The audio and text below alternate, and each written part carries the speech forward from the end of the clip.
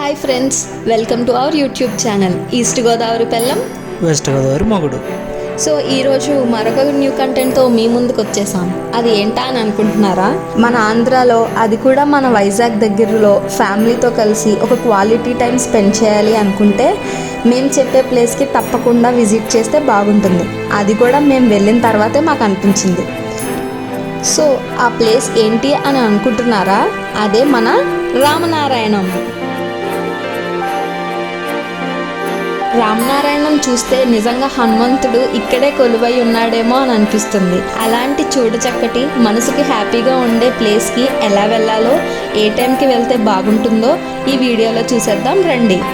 Ramanarayanam 2014 March 22న అత్యంత వైభవంగా గరికిపాటి గారు, చాగంటి గారు, అలాగే రామనారాయణం నిర్వాహకులైన శ్రీ నారాయణం నరసింహమూర్తి గారి సంకల్పంతో వారి కుమారులు ఇంకా ఎంతోమంది పెద్దవాళ్ళ సమక్షంలో ఈ పుణ్యక్షేత్రాన్ని ప్రారంభించారు.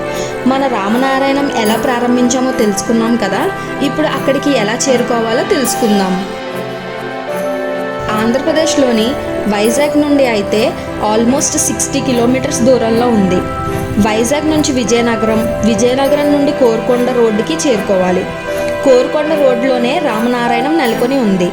బండి మీద వెళ్ళే వారికైతే గంట నుండి గంటన్నర పడుతుంది. అలా కాకుండా ట్రైన్లో వెళ్ళేవారు విజయనగరం రైల్వే స్టేషన్లో దిగాలి. అక్కడి నుండి కోరుకొండ వెళ్ళే దారిలో 9 కిలోమీటర్స్ దూరంలో 15 ఏకర్స్లో ఈ కట్టడం రూపుదిద్దుకుంది. కొంచెం దగ్గరికి వెళ్ళగానే రోడ్డు మీదకి హనుమంతుడి విగ్రహం కనిపిస్తుంది. అలాగే రామనారాయణం అనే ఆర్చ్ కూడా ఉంటుంది. ఒకవేళ తెలియకపోతే దగ్గరలో ఎవరినైనా అడగడం మంచిది. ఎందుకంటే దగ్గర వరకు వెళ్ళాక వేరే రూట్ లేదా దాటేసి వెళ్ళిపోయే ఛాన్సెస్ ఉంటాయి. అలా ఆర్చ్ నుంచి లోపలికి వెళ్ళగానే రామనారాయణానికి 2 మినిట్స్ అంతే. ఇక్కడ ఎంట్రీ టికెట్ తీసుకోవాల్సి ఉంటుంది. పెద్దవాళ్ళకైతే 60 రూపీస్, చిన్నపిల్లలకి అయితే 40 రూపీస్. టికెట్ తీసేసుకున్నారా? అయితే ఇప్పుడు లోపలికి వెళ్ళి చూసేద్దాం రండి. ఈ ఆలయ ప్రత్యేకత ఏంటంటే ఈ ఆలయం ధనుసు ఆకారంలో ఉంటుంది. ఆలయం 2 అంతస్తులుగా ఉంటుంది. పై అంతస్తులో ధనుసుకు ఒక చివర విష్ణు ఆలయం, మరొక చివర శ్రీరామాలయం ఉంటుంది. ఈ రెండింటినీ కలుపుతూ ఒక కారిడార్ ఉంది. అందులో మొత్తం 72 ఇమేజెస్తో రామాయణం మొత్తం తెలిపే చిత్రాలు ఉంటాయి.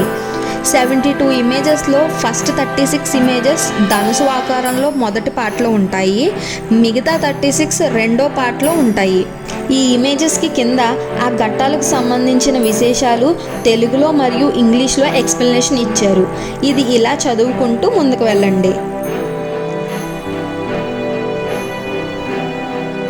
ఈ 2 పార్ట్స్ని కలుపుతూ మధ్యలో 60 ఫీట్ ఆంజనేయ స్వామి విగ్రహం ఉంటుంది.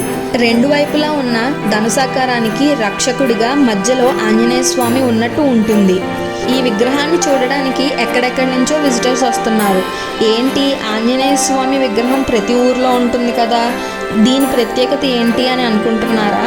ఈ విగ్రహం చూడడానికి చాలా బాగుండడమే కాదు, విగ్రహం మీద అద్భుతమైన లేజర్ షో కూడా ఉంటుంది. ఇది సాయంత్రం 6కి స్టార్ట్ అవుతుంది. ఈ టైంకి అక్కడికి వచ్చిన వారంతా కూర్చుని చూడొచ్చు. 6 నుంచి 8 వరకు ప్రతి అరగంటకో షో జరుగుతుంది.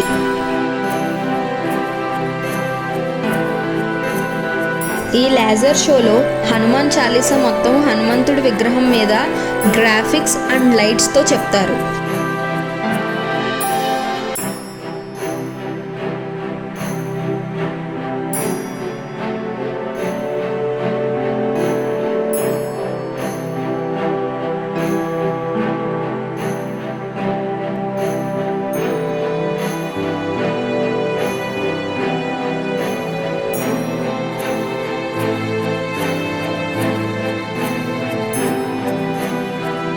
అలాగే లేజర్ షో ఆఖరిలో హనుమంతునికి హారతిస్తూ హారతి పాటను కూడా చూపిస్తారు.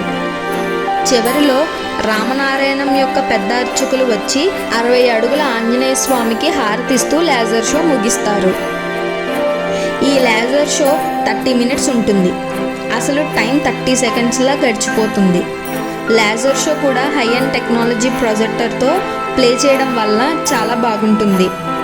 అలాగే లేజర్ షో అయ్యాక మీరు పక్కనే ఫోటోగ్రాఫర్తో కావాలంటే హనుమాన్తో ఒక ఫోటో తీస్తారు. ఫోటో చిన్నదైతే 50 రూపీస్, పెద్దదైతే 100 రూపీస్.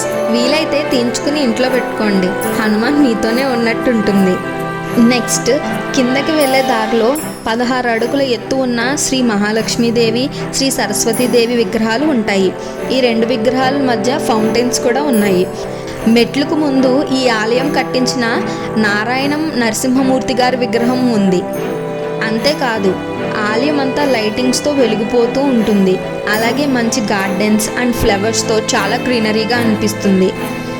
ఈ ఆలయంలో అన్న ప్రసాదశాల, గ్రంథాలయం, వేద పాఠశాల, ధ్యాన మందిరం, కళ్యాణ మండపం, అలానే సుదర్శన చక్ర ఆకారంలో నిర్మించిన గోశాల కూడా ఉన్నాయి.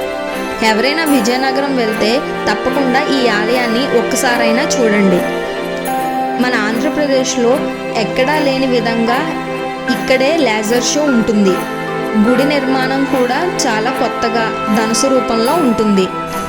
అయితే ఇక్కడికి వెళ్ళేవారు ఒక విషయం గుర్తుపెట్టుకోండి, మీరు ఎక్కడి నుంచి ఎటు నుంచి బయలుదేరినా కానీ అక్కడ ఈవినింగ్ 4 కల్లా ఉండేలా చూసుకోవడానికి ప్రయత్నించండి. అప్పుడే మీరు హడావిడి లేకుండా ఫుల్ ప్లెడ్జ్గా ఆలయ ప్రదేశాలన్నీ ఆస్వాదించి ఆనందించగలుగుతారు. ఈ టెంపుల్ని ఎంతమంది చూసారో కింద కామెంట్ సెక్షన్లో తెలపండి. అలాగే వైజాగ్లో ఉండే మీ ఫ్రెండ్స్కి షేర్ చేసి మిమ్మల్ని కూడా ఆ టెంపుల్కి తీసుకెళ్ళమని అడగండి. And finally please like, share and subscribe to our channel east Godavari పెల్లం, వెస్ట్ గోదావరి మగుడు. Thank you.